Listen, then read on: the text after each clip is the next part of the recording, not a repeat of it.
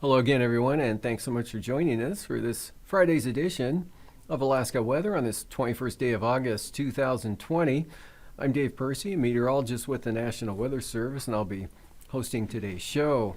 Up first, virtual Skywarn weather spotter training, 2 sessions coming up. First one next Wednesday, 6:30 p.m., August 26th, and then the second one 2 p.m. Sunday on August 30th, and it's going to be held online via GoToMeeting, and you can find it at the URL there, weather.gov/AJK/Skywarn, and you can learn about hazardous weather that could impact your town and also become an official trained weather spotter for the Juneau Forecast Office if it sounds like something you'd like to do. And from there, going to fire danger chart updated today. Areas of high to very high fire danger. High in the Susitna Valley, Copper River Basin, but very high up there over the Yukon Flats, where the Yukon meets the Porcupine River there. And high fire danger in and around the Fairbanks area, and then some areas of just barely reaching into the high category there on the west side of the Alaska Range on down in toward the eastern Kuskokwim Valley. And so a little bit of an increase, but that's going to be about it, with the weather taking a turn for cloudier, damper, and cooler. Definitely wetter conditions here late in the weekend and into the first of next week. Probably you'll see an elimination to even the high to very high fire dangers. And from there are no watches, warnings, or advisories anywhere around the state for the next day or so. A couple of days anyway, probably through the weekend. And from there, we'll go on to satellite imagery, and you can see clear skies quite vividly well south of Kodiak Island. Just nothing but clear skies around Kodiak Island. Shelikof Strait extends into northern Bristol Bay, and good sunshine again over the Kenai Peninsula, Prince William Sound, Cook Inlet. There's some clouds popping up along the western Alaska Range and some buildups occurring over the Talkeetnas, as well as into the mid-Tanana Valley and upper Tanana Valley 40-mile country to the northeast part of the Copper River Basin there, and probably see some scattered showers, any one of the taller clouds developing into a shower or two, but nothing too terribly heavy expected. Same thing going on to a lesser extent there along and just south of the Brooks Range up there in the northern Koyukuk Valley. Some cube building may or may not develop into a shower later this afternoon or this evening. And clear skies for the North Slope. Western Arctic coast looking at mostly clear skies, but some areas of low clouds and fog kind of hanging in along the eastern Beaufort Sea coastline. And down to the south there, showers across the Panhandle today with mostly cloudy skies, although beginning to break out there along Prince of Wales Island coast here this afternoon, with elsewhere cloudy and showery conditions pretty common.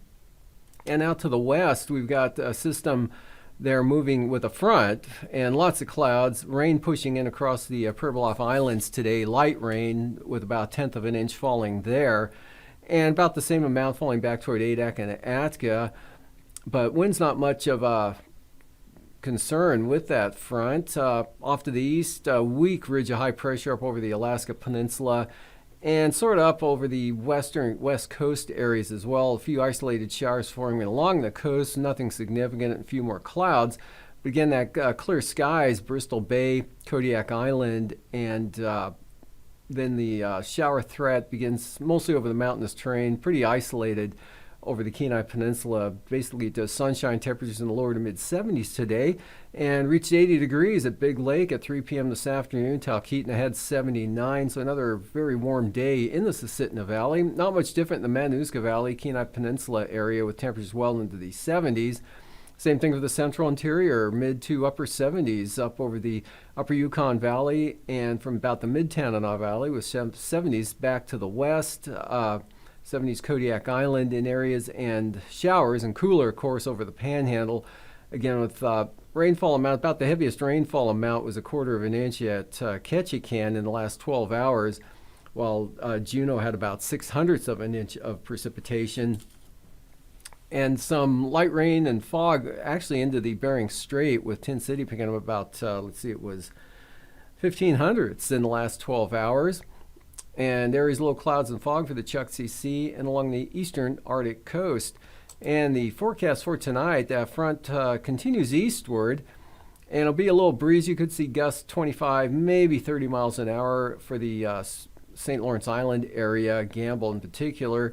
But light rain chances increase along the southwest coast, particularly the Yukon Delta coast tonight and up toward the Bering Strait.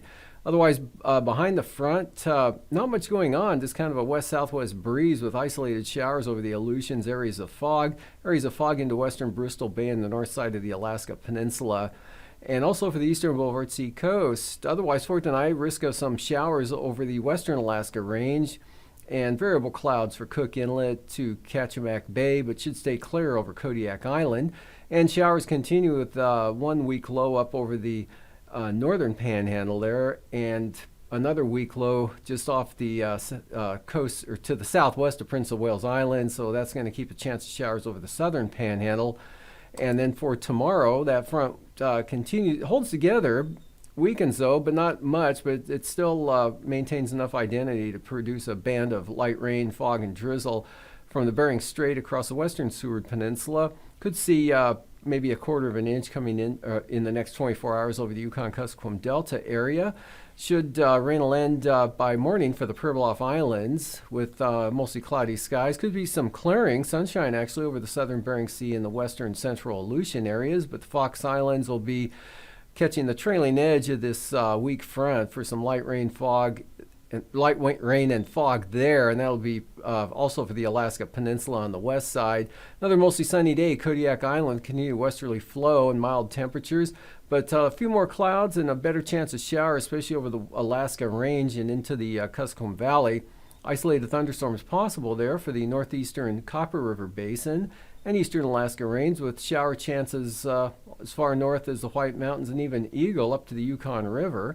Stays showery over the southeast coast there, with an upper level trough in the north and that surface low just west of the Queen Charlottes, but no heavy precipitation expected.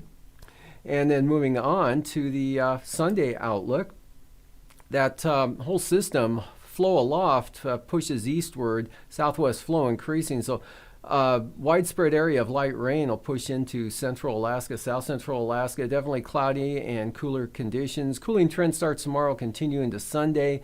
Isolated thunderstorms possible over the eastern Copper River Basin, Wrangell Mountains, northeastern Alaska Range, as well as up around the Eagle area, with probably some periods of rain there with that trough over the west central interior along the Yukon River, down into the Kuskokwim Valley. Showers down into Kuskokwim Delta, Bristol Bay looks showery and cloudy, as well as the Seward Peninsula, northward into the Noatak Valley and the western North Slope, actually, with low clouds and fog persisting on the eastern Arctic coast. Otherwise, not too bad. Gulf of Alaska, light winds with cloudy skies, but dry in the Panhandle. Chance of showers still in the forecast there, with a lingering trough in that area. Aleutians, southern Bering Sea, not too bad. Not much in the way of wind and not much in the way of moisture, and probably could see some clearing skies for Adak-Atka. Maybe even the eastern Aleutians could see partly sunny skies, as well as the Alaska Peninsula. Weak trough brings a chance of showers into the Pribilof Islands. Light rain, fog, and drizzle with a stronger portion of that trough for St. Lawrence Island. And for the lows tonight, upper 30s, lower 40s, north slope in the Arctic coast, lower 40s for the Brooks Range, and mid to upper 40s for the northern interior areas from the Tanana Valley, Fairbanks area up to Fort Yukon over to Bettles, and lower or 40s also for Eagle and on down to Northway. Mid-50s, lower to mid-50s, south central Alaska, as well as the Panhandle, and upper 40s, lower 50s for the Alaska Peninsula, upper 40s for the Bering Sea and the Aleutians. Highs tomorrow, another nice day, back into the 70s, lower 70s, a little cooler than today. You won't see the 80s in Susitna Valley we saw today, but lower to mid-70s. Same thing for the Copper River Basin, central interior. Cooler out to the west, mid to upper 50s out toward the coast, and lower 60s for the Panhandle.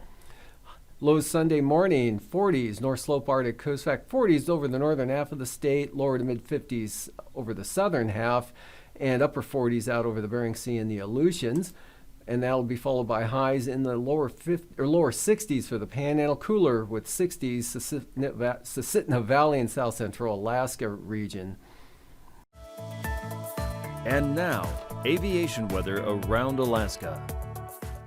Moving on to flying weather Saturday morning. Good VFR, all of the interior, Kodiak Island, North Gulf Coast, Prince William Sound, right on up to the Brooks Range and the western North Slope Arctic coast. VFR, IFR portions of the eastern Beaufort Sea coast, and IFR pushing in across the Yukon Delta, western Kuskokwim Delta, Cape Newenham, and extending into the Bering Sea side of the Alaska Peninsula, and also back down across the Pribilofs and eastern Aleutians to Atka. For the afternoon Saturday, still some IFR possible right along the Arctic coast on the central and east side.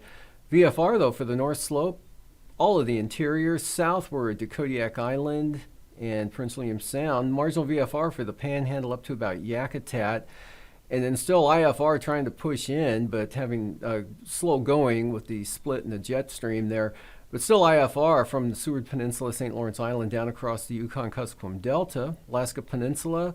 Marginal for the Pribilofs, IFR for the Fox Islands. Looks like some VFR pushing into Amchitka to Atka, Adak in the afternoon. More IFR pushing into Shemya. For Sunday morning, marginal VFR, much of the Bering Sea, and looks like VFR over Atka, close to Nikolsky, but marginal for the eastern Aleutians into Bristol Bay. And marginal VFR now pushing into Cook Inlet and at least the western Susitna Valley, right across the Alaska Range. Kuskokwim Valley, possible IFR, especially along the Kuskokwim Mountains on down toward the northern Togiak Bay area, with marginal VFR up across the northwest coast. IFR, western Seward Peninsula. IFR, central eastern Beaufort Sea coast. Eastern interior, actually just about all of the North Slope Brooks Range.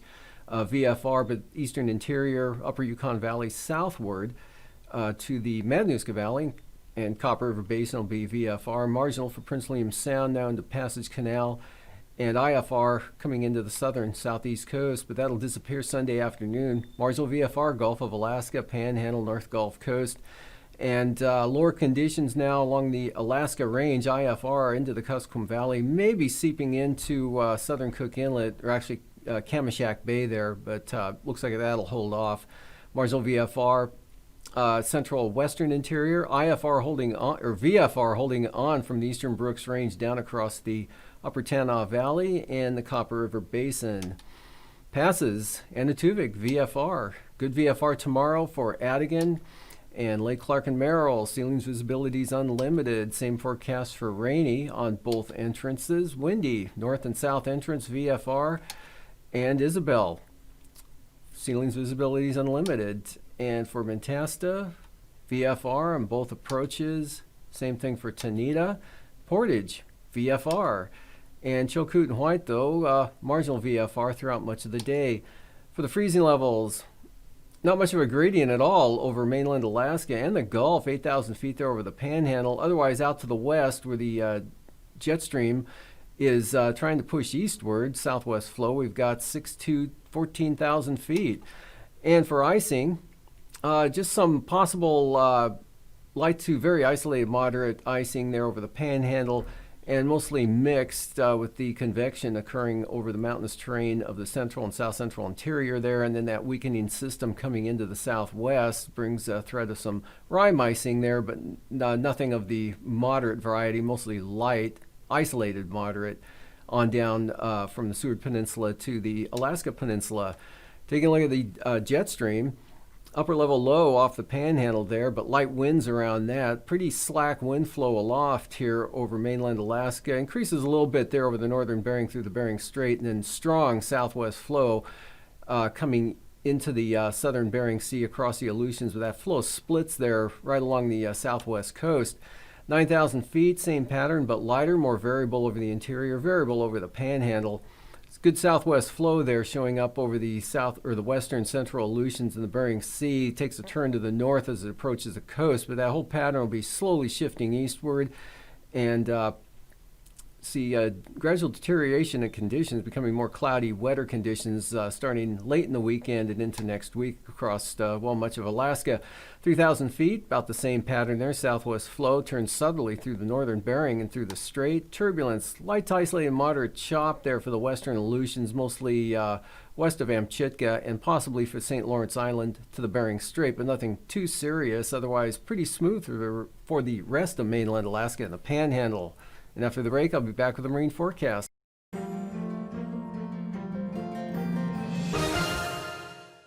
Thanks for joining us for another edition of Alaska Weather Facts. I'm meteorologist Dave Snider, and joining us today is Eric Stevens from GINA, the Geographic Information Network of Alaska at the University of Alaska Fairbanks. Thank you for joining us, Eric. My pleasure, Dave. Thank you. And you're joining us here to talk a little bit more about satellites and how satellites work, and especially one neat feature that's working over Alaska right now. What is that? Well, there's a lot of weather satellites and a lot of instruments on these satellites, and there are new generations going up and new instruments. This includes something called the Day-Night Band, which is not a cover band at the local bar, but it's a new satellite that is very useful, especially here in Alaska, especially in the winter. In the wintertime, yeah, that makes it a little bit hard to use some of the normal tools that we associate with weather satellite imagery. Right. You know, one of the classic weather satellite instruments is just visible light. What would the human eye see if you were riding on a weather satellite yourself and looked down and it was black and white? You'd see the clouds reflecting the sunlight. And we've got an example from the Pacific Ocean. There's a geostationary satellite, and we can see that the eastern side of the image is in daylight. The western side, it's night over there, so you don't see anything because there's no sunlight over there.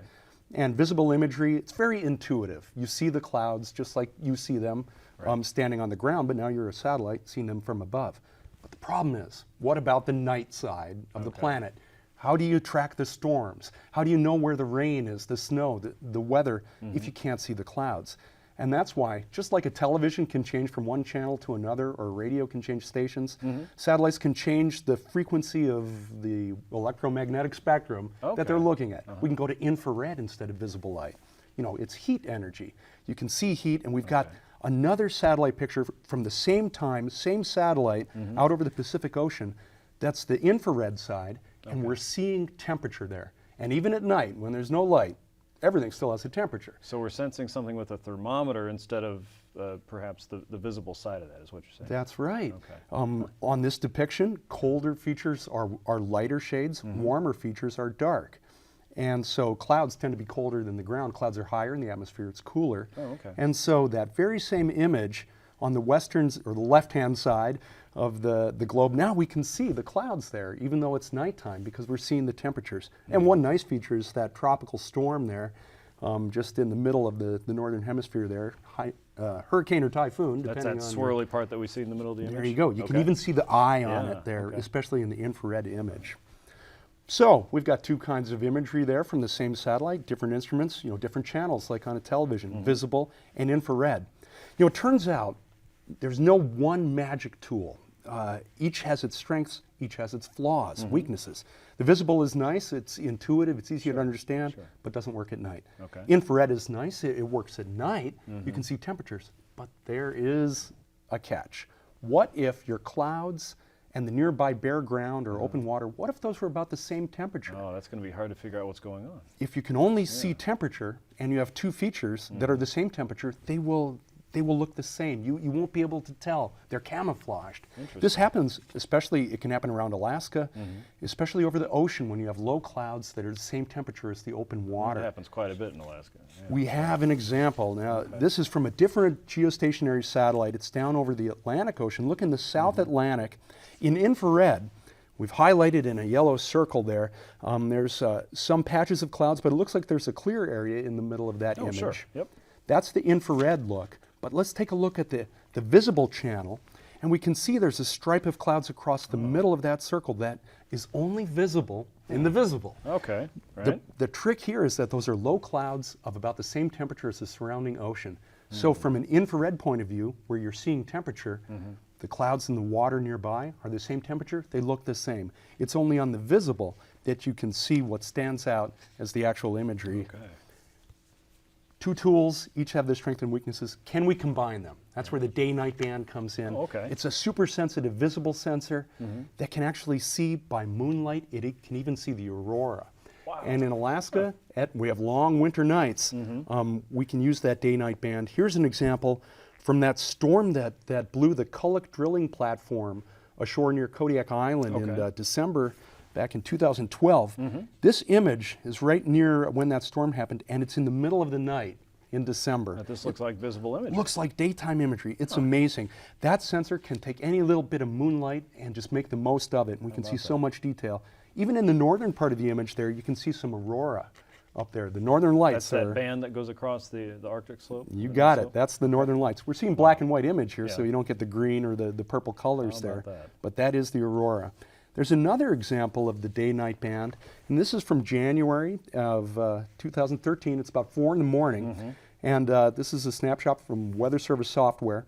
And we can even see in the middle of the image, there's the lights of Fairbanks and North Pole over to Eielson Air Force Base. Anchorage and Matsu lights, city lights, are evident as well.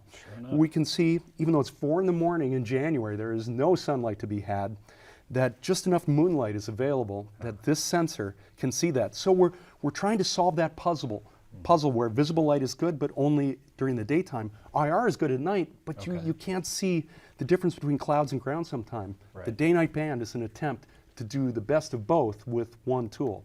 And it's brand new for Alaska here, and we're hoping to use it in the forecast process and help predict storms, weather patterns, to help get good forecast for people. Okay, another tool in the weather toolkit for meteorologists in Alaska and researchers worldwide. Thank you so much, Eric, for joining us today. And you can learn more about Dehne and the day-night band by going to the web address that you see on your screen. For Alaska Weather Facts, I'm meteorologist Dave Snider.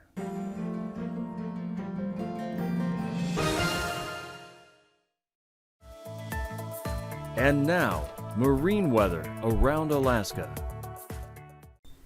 Welcome back. Looking at today's sea ice analysis. A little farther off the coast, not much change from yesterday, but from several days ago. It's a little bit farther to the north there along the coast, and not much change over the next several days. Little movement to the main ice field expected with continued slow melt.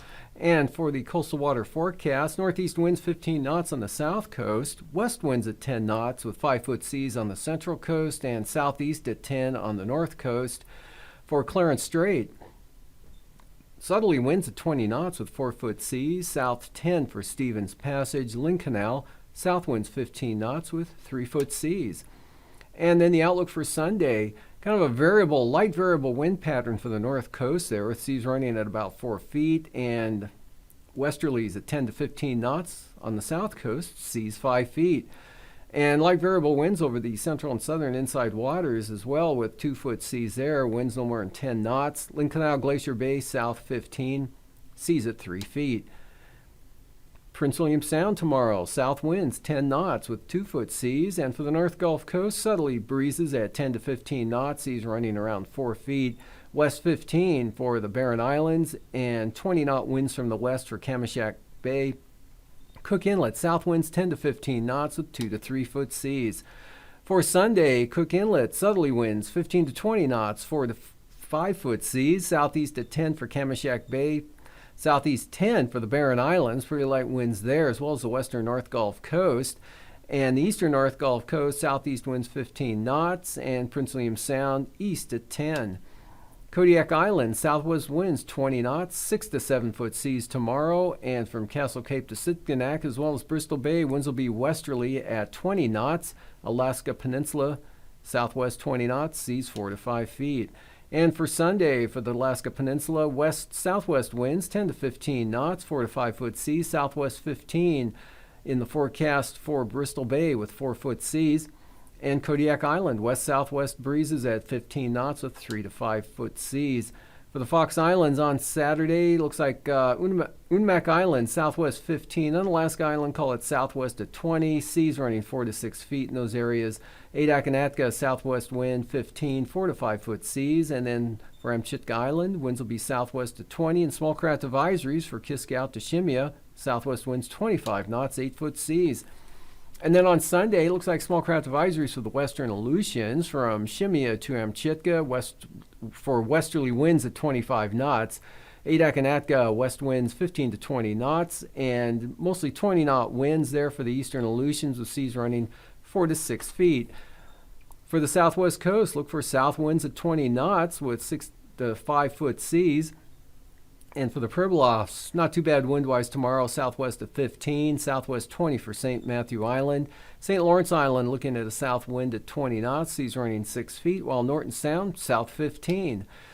And southwest 15 knots for Norton Sound on Sunday, while St. Lawrence Island's looking at southerly breezes at 15 knots. The southwest coast, southwest 15 knots. Pribilof Islands, west at 20, and southwest 15 for St. Matthew Island. Up north along the eastern Beaufort Sea coast, winds will be easterly at 20 knots with 3 to 4 foot seas. And the central coast, same thing, east winds 20 knots, 4 foot seas. And now go southeast to 20 on the western coast there, seas 4 feet.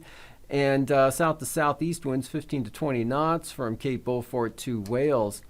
For Sunday, from Wales up to Cape Beaufort, southerlies 15 knots, 2 to 3 foot seas.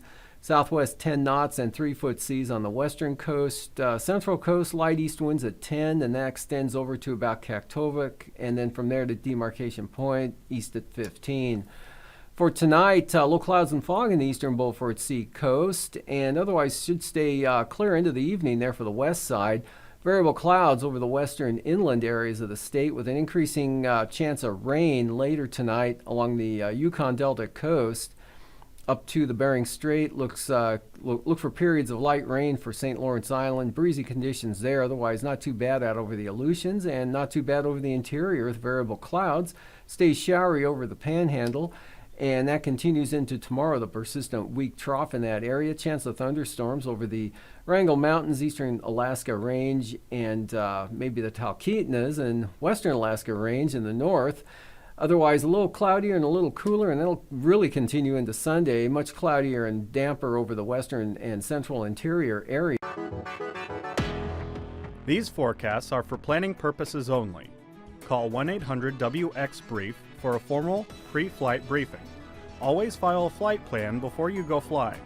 The U.S. Coast Guard Auxiliary urges you to leave a float plan with a friend or the harbor master before you go boating.